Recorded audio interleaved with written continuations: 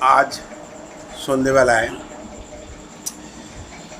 সন্ধেবেলার tiffin chowmein, ওর সাথে সিঙ্গাড়া, ওর সাথে চানাচুর, ঝুড়ি ভাজা সব দিয়ে এমনকি জিলিপি পর্যন্ত আনা হয়েছে।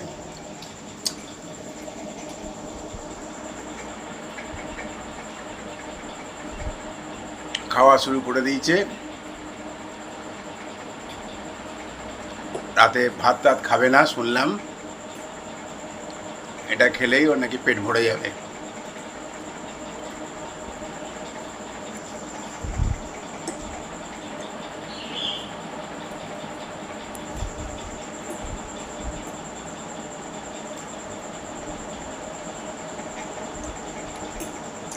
ঠিক আছে, খাও।